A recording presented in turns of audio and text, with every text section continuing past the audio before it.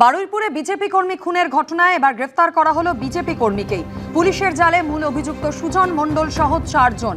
এই বিষয় নিয়ে আরো বিস্তারিত জানতে কথা বলে নেব। আমাদের সঙ্গে সরাসরি রয়েছেন প্রতিনিধি হিন্দল দে। হিন্দল, সুজন মণ্ডল তিনি তো বিজেপির পঞ্চায়েত সদস্য, কিন্তু বাকি 3 জনের পরিচয় এবং এই গোটা ঘটনায় তাদের কি ভূমিকা ছিল কি জানতে পারছো পুলিশ সূত্রে এখনো পর্যন্ত?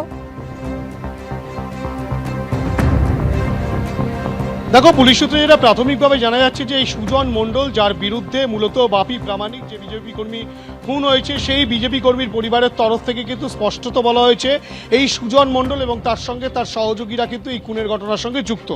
এবং তারই পরিপ্রেক্ষিতে কিন্তু বারুইপুর থানার পুলিশ তাদের বিরুদ্ধে মামলা রুজু করে। মোট 16 জনের বিরুদ্ধে অভিযোগ রয়েছে, তেমনটাই পুলিশ সূত্রে জানা যাচ্ছে। এই 16 জনের মধ্যে 4 জনকে গ্রেফতার করা হয়েছে। মূল অভিযুক্ত সুজন মণ্ডল তার মধ্যে একজন, যার বিরুদ্ধে কিন্তু মূল অভিযোগ করেছেন বাপি প্রামাণিকের পরিবারের সদস্যরা। এবং এর নেপথ্যে যে কারণ রয়েছে বলে বাপি প্রামাণিকের স্ত্রী জানিয়েছেন, তার পরিবারের সদস্যরা বলছেন যে বাপি প্রামাণিক তিনি কিন্তু রীতিমতো বিরোধিতা করছিলেন, বাধা দিচ্ছিলেন। কেননা যে তৃণমূলের ভয়ে, যে তৃণমূলের লোকজনের ভয়ে তারা দীর্ঘদিন ঘর ছাড়া ছিলেন, তাদেরকে বিজেপিতে যোগদান করানো হচ্ছে এবং তাতেই কিন্তু তারা বাদ সাধছিলেন। এবং সেই কারণে এই বাপি প্রামাণিক কিন্তু বারংবার বিরোধিতা করেছেন।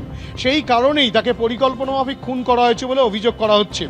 এবং তার পাশাপাশি কিছুক্ষণ আগে আমরা এই মূল অভিযুক্ত সুজন মণ্ডলের স্ত্রীর সঙ্গে কথা বললাম। তার কথাতে একেবারে স্পষ্ট যে বিজেপির গোষ্ঠীকন্দল কিন্তু একেবারে স্পষ্ট।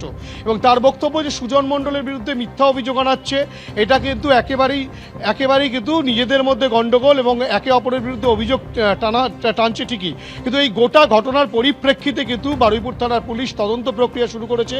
এই 4 জনের বিরুদ্ধে যে অভিযোগ আনা হয়েছে, সেই অভিযোগের ভিত্তিতে পুলিশ তদন্ত করে দেখছে যে এই বাপি প্রামাণিক খুনে তাদের কি ভূমিকা ছিল, কেন খুনের ঘটনা, সত্যিই কি তৃণমূলের লোকজনকে যোগদান করানোর প্রতিবাদ করাতে খুন নাকি অন্য কারণে খুন, সেই বিষয়টা তদন্ত করে দেখছে পুলিশ।